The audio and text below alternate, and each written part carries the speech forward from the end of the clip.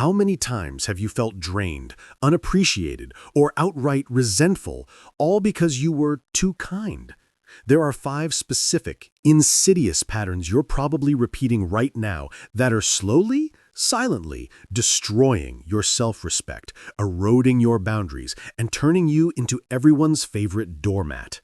These aren't just minor missteps. These are deeply ingrained psychological signals that scream to everyone around you. My time, my energy, my very dignity, oh, they're practically worthless. Come take them. It's like wearing a neon sign that says, open 24/7 for emotional dumping and free favors. Ancient wisdom, modern warfare. The Stoics knew best. But here's the really wild part. This isn't some new age self-help fluff. This is wisdom from the OG life coaches, the ancient Stoics. Think Marcus Aurelius, Seneca, or Epictetus. These weren't just guys with cool beards and toga parties. These were men who commanded respect not by begging for it, but by radiating it. They understood a fundamental truth that we, in our modern, hyper-connected, people-pleasing world, have completely forgotten. Respect isn't earned through endless service. It's commanded through rock-solid boundaries. Secret 1. Stop explaining yourself. Your no is a full sentence. Listen closely. Are you constantly justifying your existence? Every time a Sunday asks for something you don't want to do you launch into a detailed Oscar-worthy monologue about your busy schedule, your pet hamster's urgent appointment, or the exact alignment of the stars preventing your participation? You know you do. Oh, I'd love to help, but I've got this thing, and then there's this other situation, and I'm so sorry. Maybe next time? Stop. Just stop. You sound like you're literally asking for permission to live your own life. It's like you're submitting a formal proposal to the universe for why you deserve to have plans. And here's the punchline. When you over-explain, you don't just sound desperate. You hand a Sunday a loaded weapon. Every reason you give, it becomes an argument they can dismantle. Oh, you're busy with work? This will only take 5 minutes, promise. Oh, you're tired? Come on, don't be lazy. It's just one little thing. Suddenly, your no isn't final. It's just the opening bid in a negotiation you never wanted. Marcus Aurelius, the OG emperor, famously wrote, "You have power over your mind, not outside events." Yet every time you explain yourself to people who don't respect your autonomy, you're literally handing them the remote control to your decisions. You're teaching them that your no is actually a maybe if they just badger you hard enough. Strong people don't explain their boundaries, they enforce them. When you stop justifying, a Sunday stops questioning. Your no becomes a full stop, not a comma. Secret high. Stop being everyone's free emotional dumpster. Do you feel like your phone is a hotline to other people's drama? You know the drill. A Sunday calls not for advice, but for an audience. They vent, they complain, they dump their emotional baggage, and you sit there, nodding, absorbing, becoming a human trash can for other people's negativity. Here's the brutal truth. Most Sundays don't actually want solutions to their problems. They want an emotional support animal, not a friend. They call you because you're reliable, available, and, crucially, you won't tell them what they don't want to hear. And guess what? While you're busy collecting their emotional trash, your own mental health is taking a massive hit. You start your day feeling zen, and after 3 calls from a Sunday complaining about their impossible boss and their terrible cat, you feel drained, frustrated, and ready to move to a cave. Their problems become your problems. Their stress becomes your stress. Their chaos becomes your chaos. You're basically allowing a Sunday to contaminate your mental well-being for free. Seneca, the ultimate Stoic therapist, nailed it. Every new beginning comes from some other beginning's end. But how can you begin to build your own mental strength if you're constantly carrying other people's emotional weight? You can't focus on your growth if you're always managing their breakdowns. The solution is simple, but it might feel brutal. Stop being infinitely available for every emotional crisis. When a Sunday starts dumping, gently redirect. That sounds incredibly tough. What are you going to do about it? Don't offer solutions. Don't absorb their emotions. Don't become their unpaid therapist. Secret Ba. Stop being the bank of Asunde and the favor factory. Are you constantly lending money or doing favors for Asunde only for them to develop convenient amnesia when you need something back? You know these characters. They're always a little short when the bill comes. Always need just a quick hand moving their third couch this year. Always have emergencies that somehow demand your time or money.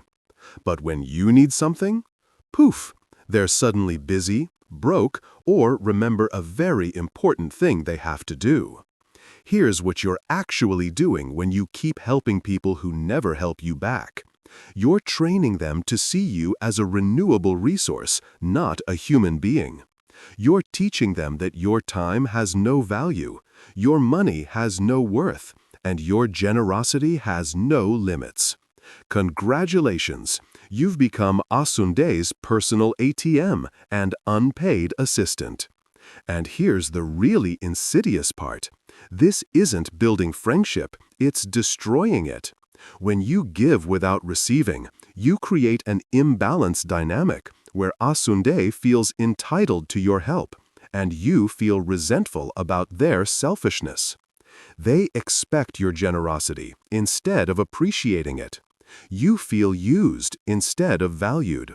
The relationship becomes transactional, but only in one direction, like a one-way street where you're always paying the toll. Epictetus, who literally experienced being a slave before becoming a philosopher, understood this imbalance better than anyone. He taught that you can't control Asunde's actions, but you can control your responses. When you keep giving to people who only take, you're choosing to be enslaved by their selfishness. The Stoic approach is reciprocity-based generosity. Help people who help others. Lend money to people who pay it back. Do favors for people who return them. Your generosity should be a reward for good character, not a free pass for selfishness. Secret Sobon. Stop apologizing for taking up space. Do you apologize for existing? For your opinions? Your needs? Your very presence? Sorry to bother you. Sorry for asking. Sorry I'm here. Just stop. Stop apologizing for being a living, breathing human being. Every unnecessary apology is a small, quiet act of self-betrayal. You're telling the world, and more importantly, yourself, that your presence is an inconvenience, your needs are burdens, and your thoughts are probably wrong. You're essentially training a Sunday to see you as someone who doesn't deserve respect, because you're clearly demonstrating that you don't even respect yourself. It's like walking into a room and saying, "Excuse me for breathing your air.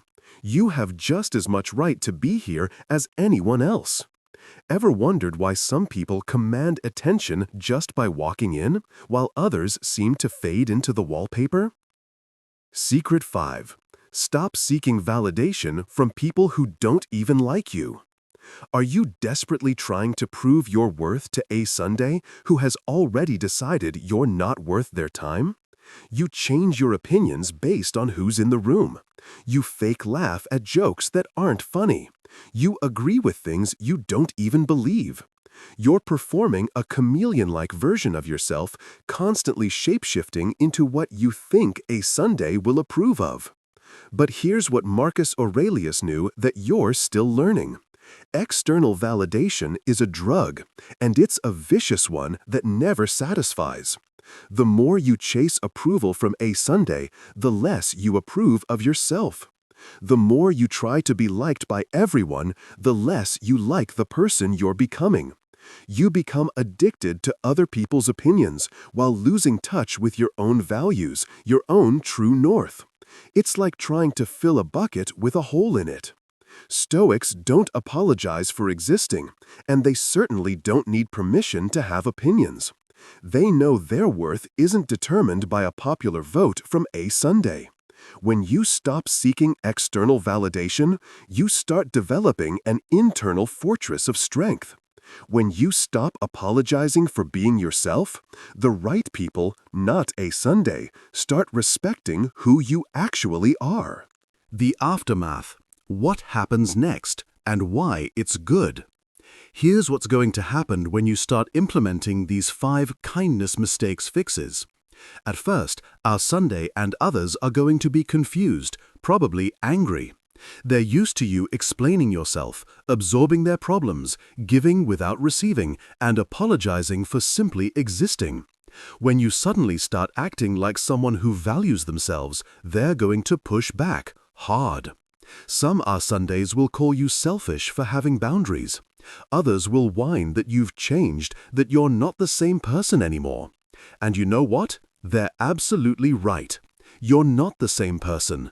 You're no longer their emotional support system, their free bank, their unpaid therapist, or their validation dispenser. You're finally becoming someone who respects themselves enough to demand respect from others. But here's the truly beautiful part. The people who genuinely care about you will not only accept your boundaries, they will respect them. They'll appreciate that you're no longer a pushover. They'll value your time more because it's no longer unlimited. They'll treasure your help because it's no longer guaranteed. Your relationships will become healthier, deeper, and finally balanced. You won't just be kind, you'll be powerfully kind. The Stoics understood that self-respect isn't selfish, it's utterly essential. You can't give what you don't have. If you don't respect yourself, you can't teach others to respect you. If you don't value your time, no one else will. If you don't protect your energy, everyone will drain it. Marcus Aurelius wrote, "How much trouble he avoids who does not look to see what his neighbor says or does." Stop worrying about what our Sunday thinks of your boundaries. Stop explaining your decisions to people who don't respect them anyway. Stop being everyone's solution and start being your own priority. If you're ready to stop being our Sunday's doormat and start commanding the respect you truly deserve, hit that subscribe button right now. And here's a little secret. If you found these insights empowering, then next week's video revealing the 3 psychological triggers that instantly shut down boundary violations is going to blow your mind even further. Don't miss it. Drop a comment below and tell me, which of these kindness mistakes do you struggle with most with the Sundays in your life? Your honest answers help me create content that actually changes lives, not just gets views.